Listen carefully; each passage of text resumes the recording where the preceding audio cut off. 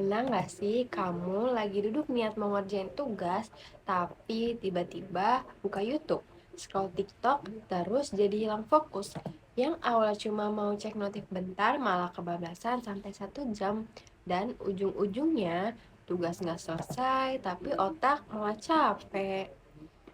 Tenang, kamu nggak sendirian. Karena ternyata di era digital sekarang ini makin banyak orang dari anak-anak sampai orang dewasa yang ngerasa makin sulit buat fokus. Dan ini bukan cuma soal kurang niat atau malas aja, tapi ini masalah yang lebih dalam.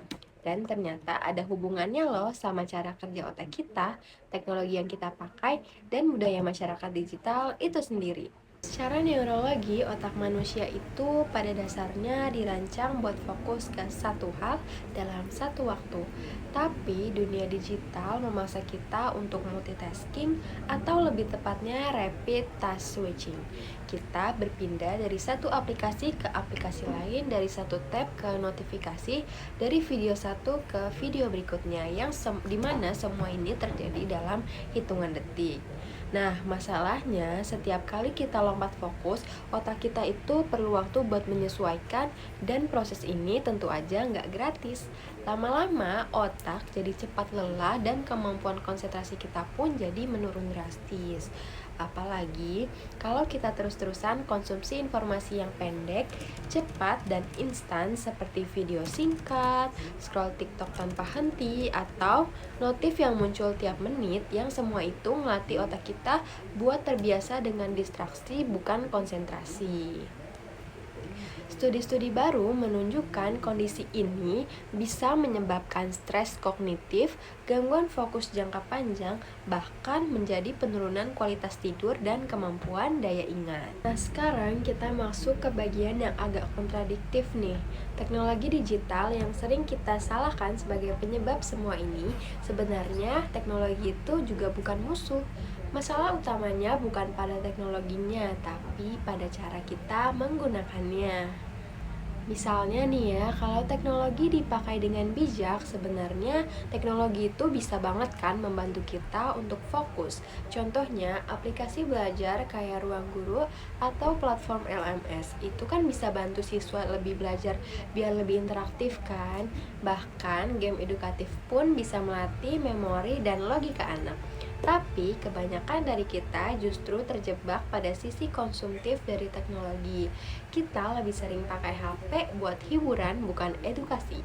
Lebih sering buka TikTok bukan e-learning, yang akibatnya teknologi yang awalnya dirancang untuk membantu kita malah jadi bumerang yang nyerap perhatian kita pelan-pelan. Nah, ironisnya, semakin kita merasa nggak bisa lepas dari HP, justru makin besar rasa bersalah dan stres yang kita alami. Coba kita lihat dari kacamata masyarakat. Sekarang ini kita hidup di budaya yang serba cepat, serba instan, dan serba online. Multitasking sekarang dianggap keren, sibuk dianggap produktif, dan scroll sampai larut malam itu sekarang dianggap wajar. Dan kalau kamu off sehari aja dari medsos, kamu bisa ketinggalan info atau malah dianggap nggak update. Nah, masalahnya gaya hidup seperti ini tuh pelan-pelan bikin kita kehilangan kapasitas buat menikmati keheningan. Kita jadi gelisah kan kalau nggak ngapa-ngapain. Padahal disitulah sebenarnya ruang untuk otak kita tuh istirahat dan biar jadi fokus kembali. Anak-anak pun sekarang banyak yang tumbuh di tengah kebisingan digital yang tanpa arahan. Banyak orang tua dan guru tuh yang belum sadar pentingnya literasi digital. Bukan cuma bisa pakai teknologi, tapi kita juga harus tahu kapan sih kita harus berhenti. Kalau kita udah sadar soal langkah ini, langkah berikutnya adalah bertanya, gimana sih caranya supaya kita bisa pakai teknologi tapi tetap fokus dan waras? Jawabannya bukan ekstrim seperti membuang HP atau puasa medsos total, tapi lebih ke mengatur ulang pola konsumsi digital kita. Nah, ini dia beberapa tips yang bisa kamu coba. Yang pertama, atur waktu layar, yaitu membatasi penggunaan HP di luar jam produktif. Yang kedua, matikan notifikasi yang enggak penting. Yang ketiga, coba pakai metode Pomodoro, yaitu Buat kerja 25 menit fokus dan 5 menitnya baru istirahat. Yang keempat, luangkan waktu buat aktivitas offline kayak baca buku, olahraga, atau sekedar duduk diam tanpa distraksi. Yang kelima dan yang paling penting, jangan anggap istirahat dari layar itu buang-buang waktu. Karena justru itulah investasi buat otak kamu. Kita nggak hidup di zaman yang sama kayak orang tua kita dulu. Kita tumbuh di era digital dan itu artinya kita juga harus belajar cara hidup yang baru, yaitu hidup yang seimbang antara dunia digital dan realitas. Karena pada akhirnya fokus itu bukan cuma soal kerja atau belajar. Fokus adalah kemampuan untuk hadir sepenuhnya di saat ini. Dan itu nggak bisa dibeli, tapi bisa dilatih pelan-pelan setiap hari.